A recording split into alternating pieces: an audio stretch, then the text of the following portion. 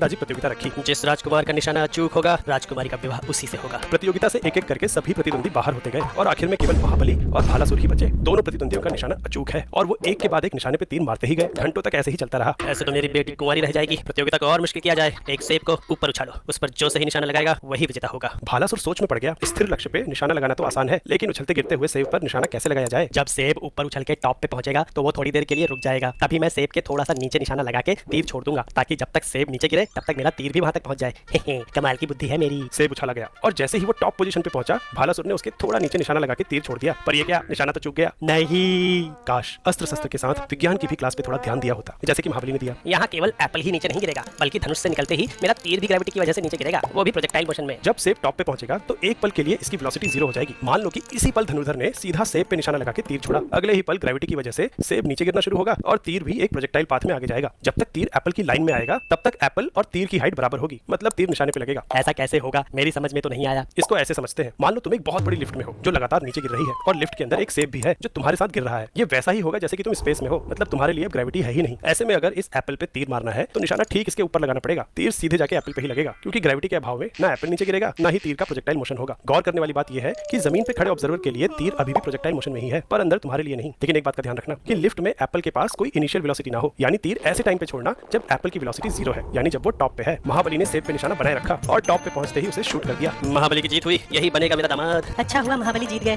वरना मैं तो धन्नों पे भागने वाली थी। देखा फिजिक्स कितने काम की चीज है। वैसे इस कॉन्सेप्ट को हम सूडो फोर्स से भी समझ सकते हैं। सूडो फोर्स एक ऐसी इमेजिनरी फोर्स होती है जो हमें नॉन इनर्शियल फ्रेम्स में ही महसूस होती है। इनर्शियल फ्रेम या तो स्टैटिक होता है या कांस्टेंट स्पीड से मूव करता है, वहीं नॉन इनर्शियल फ्रेम्स एक कांस्टेंट एक्सेलरेशन से मूव करते हैं, जैसे कि मुड़ती हुई बस, ऊपर जाता रॉकेट या फ्री फॉल करता हुआ स्पेस स्टेशन। सूडो फोर्स हमेशा नॉन इनर्शियल फ्रेम के एक्सेलरेशन की उल्टी दिशा में महसूस होती है। ये नॉन इनर्शियल फ्रेम्स काफी ऑब्वियस है, क्योंकि ये एक बाउंड्री या बॉक्स के अंदर है, लेकिन जरूरी नहीं कि फ्रेम ऑफ रेफरेंस किसी रियल बॉक्स के अंदर हो। ये एक इमेजिनरी बॉक्स भी हो सकता है, जैसे कि हमारे तीर और एप्पल। क्योंकि इन दोनों के ऊपर सेम एक्सेलरेशन लग रहा है, इसलिए हम इन्हें उसी एक्सेलरेशन के एक नॉन इनर्शियल फ्रेम में मान सकते हैं। जब तक तीर महाबली के साथ जमीन पे यानी इनर्शियल फ्रेम में था, तब भी हमारे पास एप्पल का नॉन इनर्शियल फ्रेम अवेलेबल था, लेकिन तब तीर और एप्पल का रिलेटिव मोशन निकालने के लिए ये फ्रेम उतना ज्यादा यूजफुल नहीं था। लेकिन जैसे ही महाबली ने तीर छोड़ा, वो भी इस नॉन इनर्शियल फ्रेम में आ गया और अब तीर और एप्पल के रिलेटिव मोशन को स्टडी करने के लिए ये फ्रेम काफी यूजफुल हो गया है। चलो अभी के लिए इस नॉन इनर्शियल फ्रेम का डाउनवर्ड एक्सेलरेशन ए मान लेते हैं। तो सूडो फोर्स की थ्योरी के हिसाब से इस एप्पल और तीर पे ऊपर की डायरेक्शन में इनके मास गुने एक्सेलरेशन ए के बराबर इमेजिनरी फोर्स लगेगी और नीचे की तरफ अभी भी mg फोर्स लगेगी, तो net force mg minus ma होगा। गौर करें तो यहाँ इफेक्टिव एक्सेलरेशन g के बजाय g माइनस a हो गया है। अब ये एक्सेलरेशन की वैल्यू हम न्यूटन की सारी इक्वेशंस में इस्तेमाल कर सकते हैं और नॉन इनर्शियल फ्रेम के लिए कॉम्प्लिकेटेड कैलकुलेशन से बच सकते हैं। हमारे केस में a की वैल्यू g के बराबर है, मतलब इस नॉन इनर्शियल फ्रेम में एप्पल और तीर के ऊपर नेट फोर्स 0 है, इसलिए इन दोनों की इनिशियल स्टेट बदलेगी नहीं। वैसे क्या तुम बता सकते हो